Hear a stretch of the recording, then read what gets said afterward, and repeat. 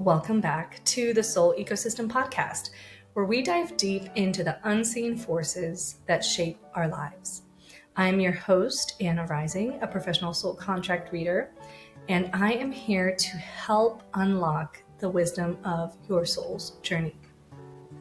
Through ancient knowledge, a modality called the soul matrix, which is a combination of Jewish mysticism, tarology, numerology, and astrology, we explore soul contracts, karmic lessons, past lives, divine purpose, and subconscious programs in order for us to get clarity on our journey, get healing, or a deeper connection and understanding of our own soul path.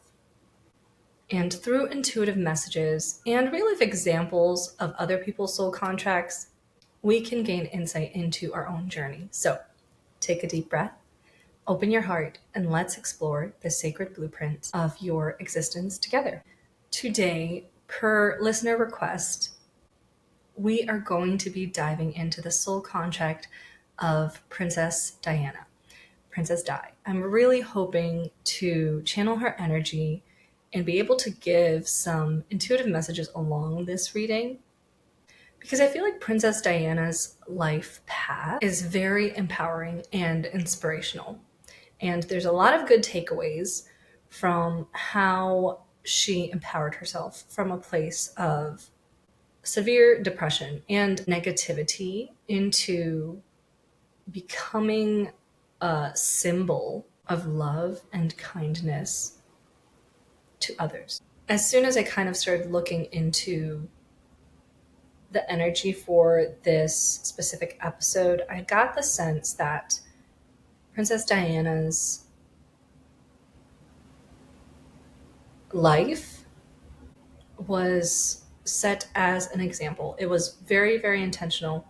It was meant to be an example for women, an example of empowerment, an example of how to get out of a very toxic situation, one where you might feel completely invisible, unheard, scrutinized, criticized, and we'll get into why she felt criticized and scrutinized, and kind of flip the switch on that and take charge of your own destiny. And I feel like this is a very common kind of plot that plays out in people's lives. So I feel like the reason that Princess Diana was as influential as she was is because she was meant to kind of be a trailblazer for women and people that have been abused, and kind of teach them how to rewrite their own stories and take charge of their destiny. So Princess Diana was born Diana Frances Spencer, and she was born on July 1st, 1961. She was one of the most beloved and influential figures of the 20th century. She was raised in an aristocratic British family, and she entered the global spotlight at the age of 19 when she became engaged to Prince Charles, who was the heir to the British throne. Their 1981 wedding was a fairy tale watched by millions. Behind all the glitz and the glamour, Diana faced deep personal struggles. From the beginning, her marriage to Charles was fraught with difficulties. She was isolated within the royal family and soon discovered that Charles remained emotionally attached to his former lover, Camilla Parker Bowles. This emotional betrayal, combined with intense public scrutiny and the pressures of royal life, took a severe toll on her mental health. She struggled with feelings of unworthiness and despair, leading her to develop bulimia, an eating disorder she later courageously spoke about to break the stigma surrounding mental health. She described bulimia as a coping mechanism, a way to regain control amidst the overwhelming pressures in her life. Despite these personal challenges, Diana found purpose in her humanitarian work. She became a fierce advocate for marginalized communities, bringing global attention to issues such as AIDS awareness, the stigma surrounding leprosy, homelessness, and landmine removal. Her ability to connect with people, especially those often overlooked by society, earned her the title the People's Princess. After her highly publicized separation and eventual divorce from Prince Charles in 1996, Diana sought to reclaim her independence. She stepped away from royal duties, focused on her own causes, and explored new relationships. However, her journey was tragically cut short on August 31st, 1997, when she died in a car crash in Paris at the age of 36, sending shockwaves across the world. But even in death, her legacy continues. She reshaped the British monarchy, brought mental health struggles into public conversation, and left an indelible mark on the world as a symbol of compassion, resilience, and love. Princess Diana was a Cancer sun, Aquarius moon, and Sagittarius rising. So Cancer sun makes a lot of sense for her. They're very highly intuitive. They feel things very deeply and are able to have a level of empathy and compassion for people that others might not be able to understand. Cancer suns are known for their strong connection to family, home, and caring for others. They are like the mom in the friend group. Now, her Aquarius moon, we see a little bit of the intellectual side of her. She's very emotionally independent. She's a visionary, ahead of her time. This placement specifically gives her a strong desire to help humanity and challenge social norms and break traditions. This is somebody that, like, traditions and old way of doing things, it doesn't sit well with them. They're not going to follow the sheep off a cliff just because everybody else is doing it. The Sagittarius rising, though, is all about being a seeker of truth. Sagittarius risings are known for their free-spirited nature, desire for knowledge, and deep connection to travel and global humanitarian work.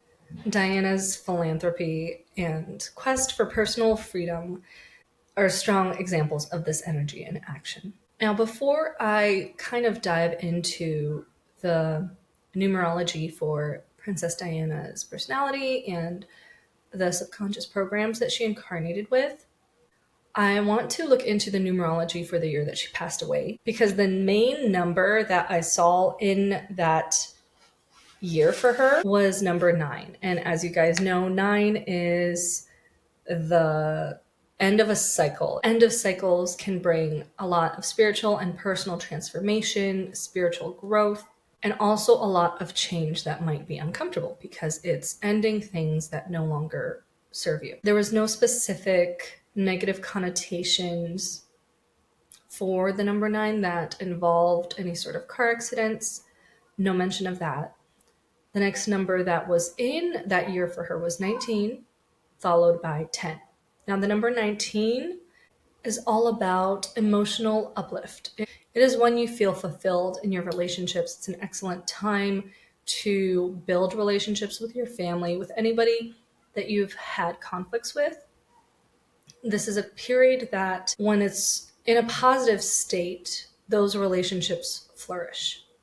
The last number for her year that year was number 10. And while the number 10 is often a very, very good blessing, it is a blessing of luck and fortune and good things happening to you, the shadow side of the number 10 is what caught my attention, because it specifically warns about an abrupt negative change that's non-dependent on them. It's not dependent on them. There's nothing that they could have done to stop it or prevent it.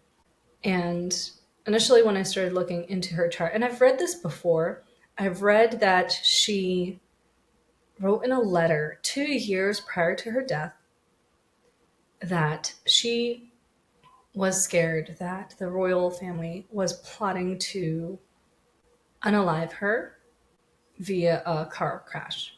Sorry, had to step away for a little bit and grab a shawl because it is freezing in my basement. So I don't want to touch too much on that controversial topic about whether or not her unaliving was done on purpose.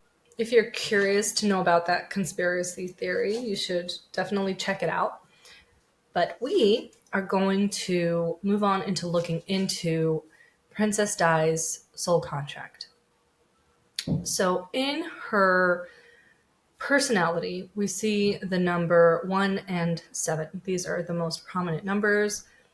1 energy is like authority energy. This is leadership. This is masculinity. This is a person that is very, very capable, very much an intellectual, and they're highly sensitive to changes in energy.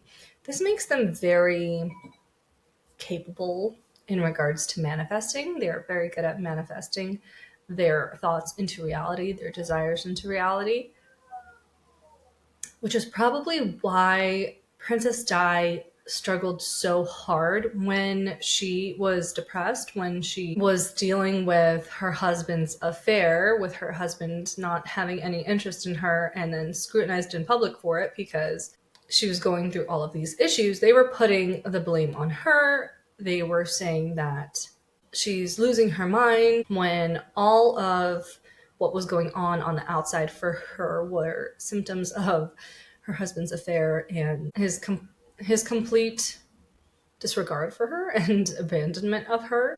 So yes, this is somebody that's very intelligent, very quick and witty. They likely have a very good sense of humor or a well-developed sense of humor, and they're natural leaders. My gut instinct is that Princess Diana never wanted to become a leader. She didn't want to be in that kind of position of power, but she was kind of faced with this like moment where she's like, okay, if I'm not gonna be saying something, if I'm not gonna speak up, if I'm not going to take this leadership position, who else will? The number 7 is the number of the conqueror. This is a person that, again, has strong leadership, great ambitions, has a lot of optimism, has a lot of life force energy.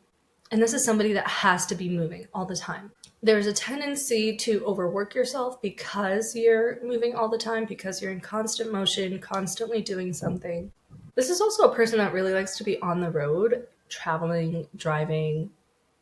They like to move around. They need a change of scenery. Now, socially, she has the number 5 in her chart, which means that public speaking is second nature to her. She has a talent of convincing people, a talent of mentoring people, communicating. This is somebody that's a very charismatic leader.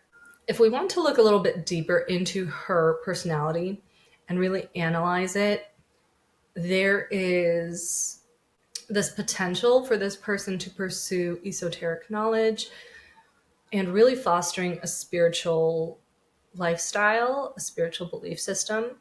And in her chart, it specifically says that the law of karma profoundly impacts her.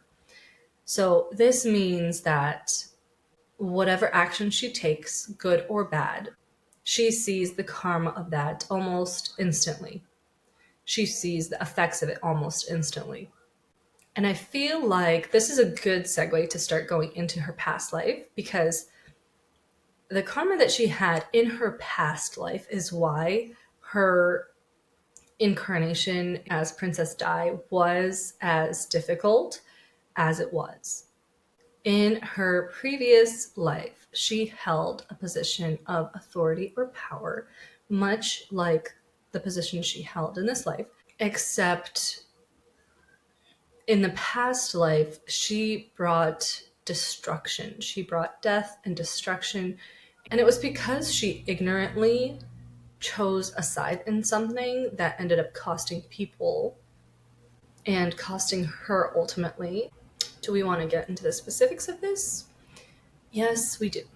The past life here that I'm picking up on is a past life where she was a masculine, she had children, and she was very, very well off. She had a lot of authority and power, and she made a judgment call in that lifetime to marry her child off to somebody that she did not, well, he in that lifetime did not do his research on.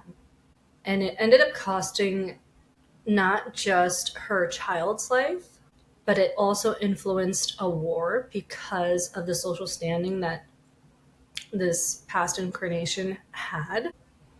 It feels like the other side of this war greatly benefited from this mistake that she made in this previous life.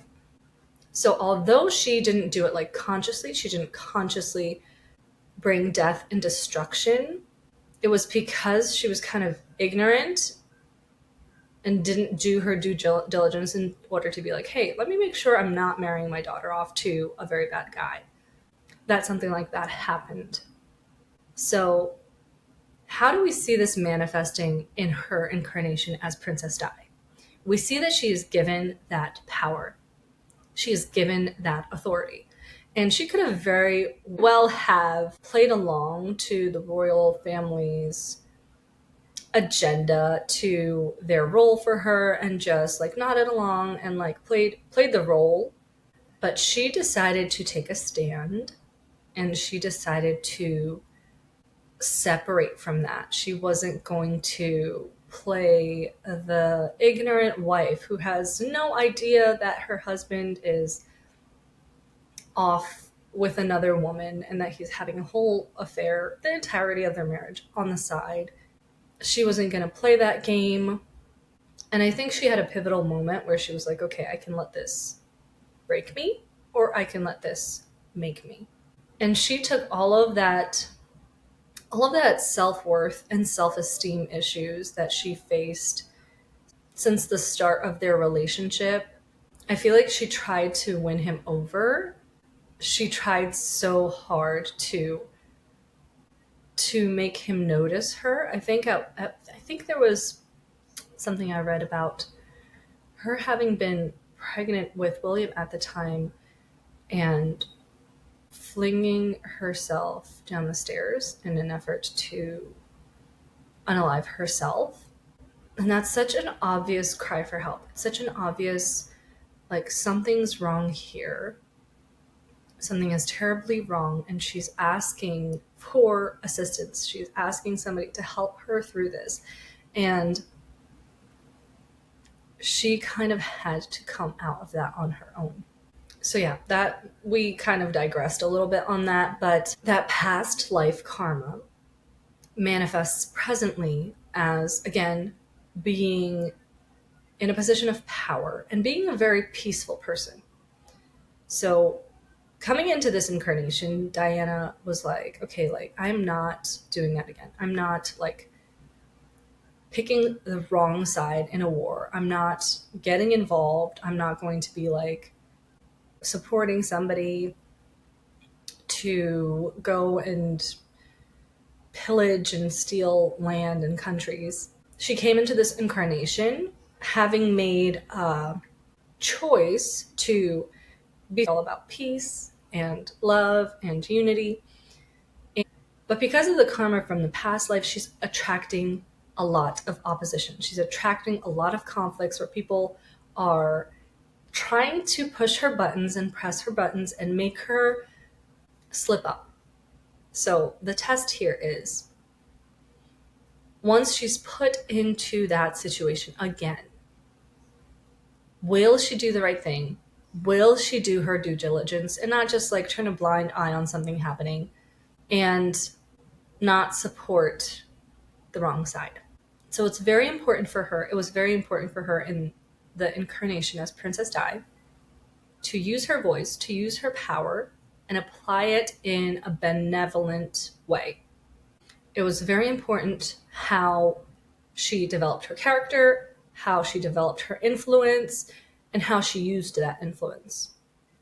And the recommendation from a past life like this is to think on a broader scale, to not think small and maybe choose a choice that seems insignificant, but you can't see the kind of domino effect that it could have, like marrying your child off to somebody you don't know that well and creating a domino effect that ends up with you just completely losing everything because you ignorantly supported a traitor or supported a person that decided to start a war with another country. I just had a thought. It sounds very much like it's very possible that in her previous incarnation, she was kind of giving money to this son-in-law and essentially like paying for a war, like monetizing a war, but not knowing about it, like supporting a rebellion accidentally. So the next part of Princess Di's chart is her approach to life, the situations that she constantly attracts. Her approach to life is one of fighting. This is a person that is constantly bombarded with difficulties and conflicts where they have to defend themselves, defend their actions, defend their behavior. So if this person has the option of going into fight or flight mode, they go into fight mode, which I think happened. I feel like Princess Diana got to low point and she's like, okay, I can either just let this consume me, let this grief and anger consume me, or I can go down swinging. And once she started swinging, she didn't stop. So signs that this strategy of fighting is playing out in somebody's life is a desire to compete or win at any cost. So super ambitious, super motivated. There's also anxiety over appearing vulnerable or defenseless. So this means that she was likely very uncomfortable appearing vulnerable because she's so used to having to defend herself. She wants to appear invulnerable. She wants to appear very strong and like unfazed. And I kid you not, it also says another sign that this is playing out is if they engage in emotional eating, which is exactly what Princess Di struggled with. She struggled with bulimia, and she spoke on it saying that a lot of people that struggle with bulimia will have like 4 to 5 meals a day, if not more, because eating brings them comfort. Like they experience comfort in eating where they might not be experiencing comfort like anywhere else. And the only thing that comforts them is to eat. So they eat a lot or often. Another sign of this playing out is unrestrained emotions, uncontrollable anger or rage, impulsive actions, rejecting criticism. I feel like these are all things that Princess Diana had to face. And I'm wondering if she faced them during her Saturn return because she was 36 when she passed away. Let me find out how old she was when she got a divorce. Okay, so if it was a little after her Saturn return. She was 32 years old when she officially separated from Prince Charles, but they officially divorced 3 years later when she was 35. And as you guys know, a year later, she was killed in the car accident. So, in order to counteract that fighting mentality that I've got to fight through this, that the solution here, the takeaway here, whenever you're experiencing conflict, is to fight, fight, fight, fight. In order to counteract that and bring balance back into her nervous system, into her body and her soul, her new approach should be one of pursuing her goals and her passions through peaceful means. So, like choosing to become a leader or a motivator or an influencer. She was kind of like she was an influencer and collaborating with like-minded people as a team and not really seeing the world as it's me against the world anymore, seeing it as this community effort where you join people in trying to make it a better place. And one of the first steps it recommends in order to step out of this fight response is to avoid sacrificing yourself and serving others, like falling into servitude. I feel like that is what she was doing like throughout most of her marriage. She was trying so hard to fit into their box. She was trying so hard to fit into the role. And she was like, if I do all of the things that they're asking me to do, then everything will work out. And she quickly realized that everything will not, in fact, work out, no matter how well she listens, no matter how well she obeys, because he is out having an affair with his ex all the time. And he's never going to love her the way that she loved him and needed to be loved herself. When we take a look at the next part of her soul contract, it is the destiny part. The destiny part of the soul contract is broken into two age groups, 20 to 40, and then 40 to 60. So because she was unalived at such a young age, we're going to be looking at the destiny for the years 20 to 40. And we have the number 14 for her. That's the first number coming up in her destiny. 14 is about self-realization, self-understanding, self-knowledge, knowing thyself, finding inner harmony, and following your life purpose. This age was meant for her to really step into her power and believe in herself. And it specifically says that when you do that, when you find your passion project, when you find something that you are passionate about and you pursue it, you will find financial success, you will find personal success, spiritual success. You will prosper in all of those areas. The next number for that age group was the number 18, which is about becoming fearless. It is about clearing fears, clearing limiting beliefs. And the best way to clear something you're afraid of, is to do it scared. Don't wait to not be scared of something anymore. Don't wait to stop being afraid of heights in order to climb to the highest point of a mountain or to go to a rooftop restaurant. Don't wait for that to happen. Just do it scared.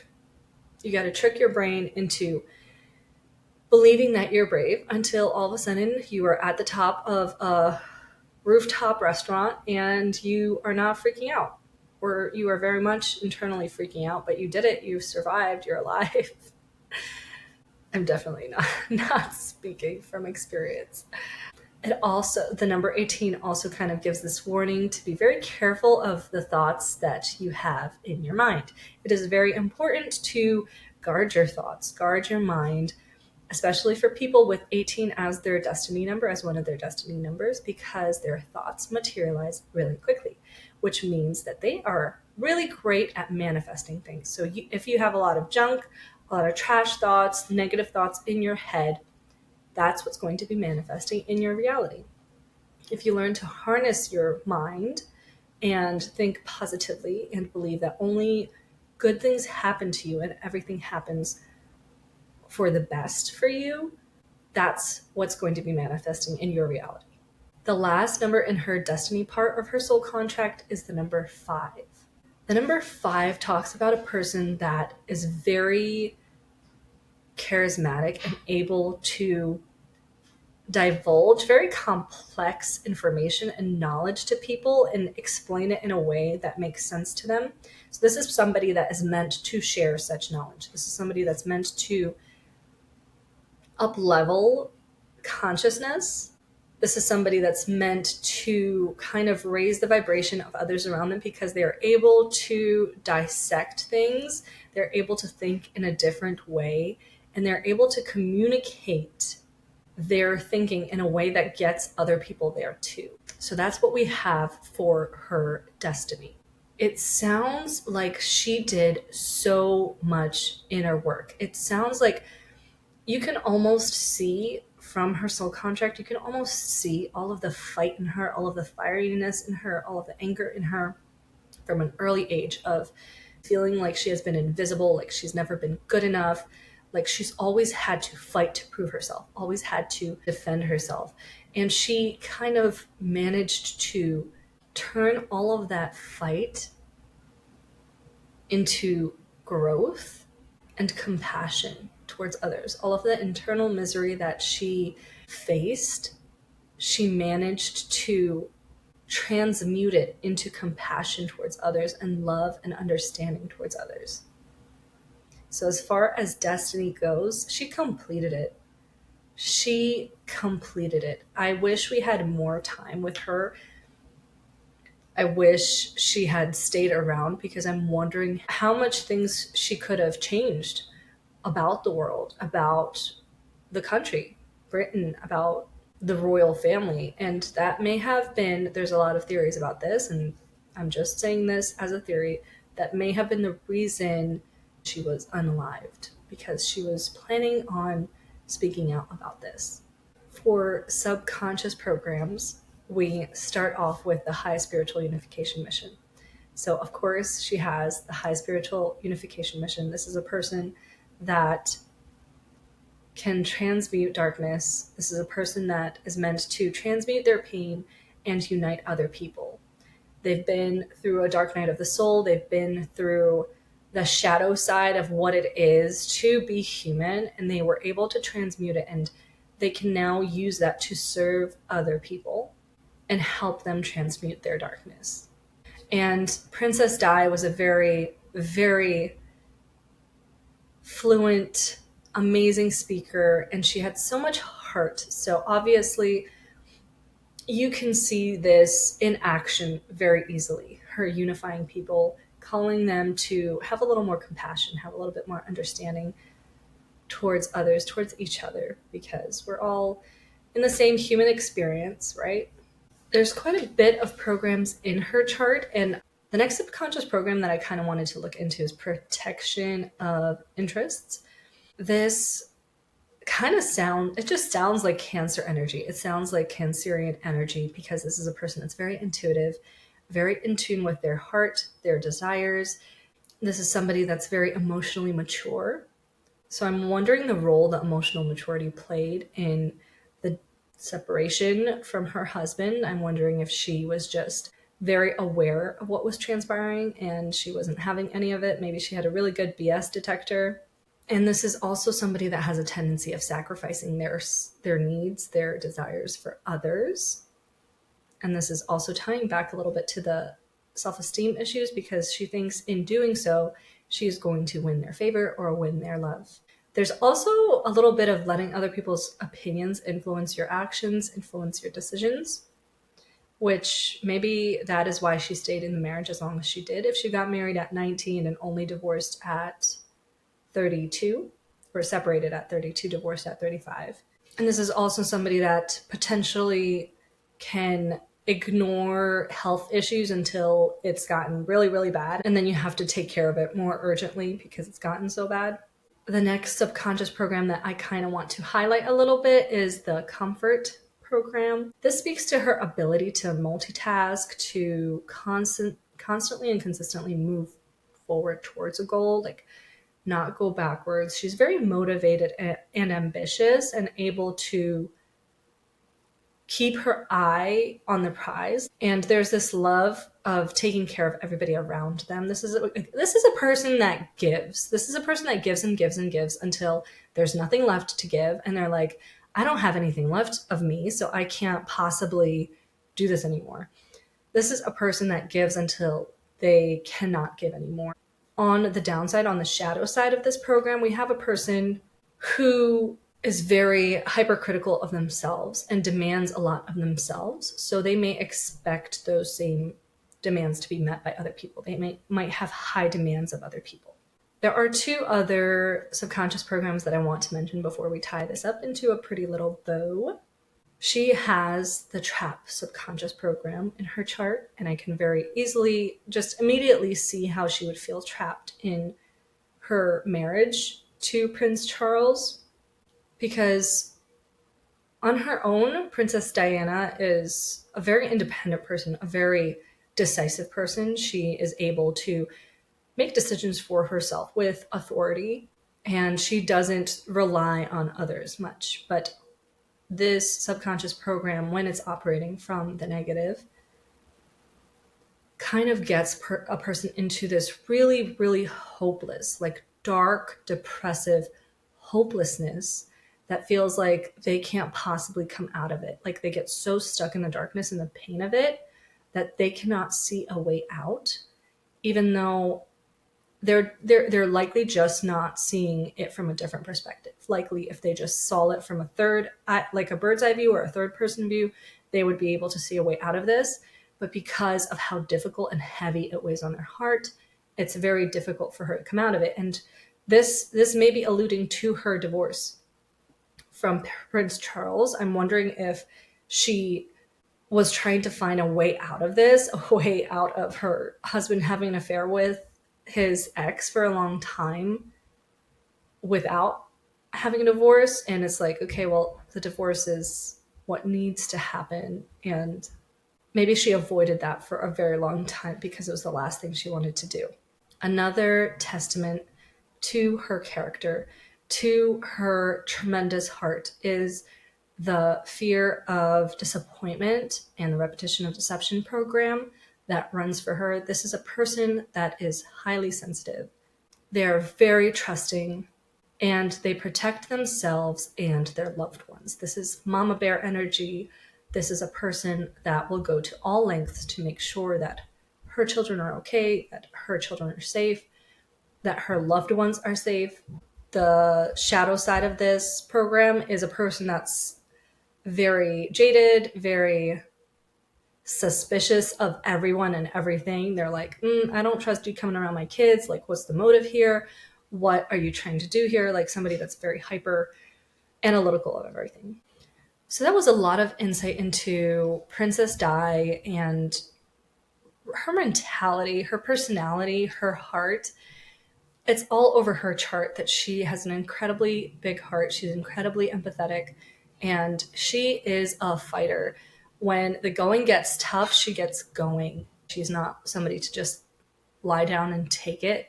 She is going to punch back, and just an incredibly inspirational woman to take all of that heartbreak and transmute it into something that is so powerful, so revolutionary almost. I feel like had she not died in the car accident, she could have very much started a revolution in England and awakened people and made them realize that, look, what are we doing here? Why are we listening to these people? Why are we letting them lead us?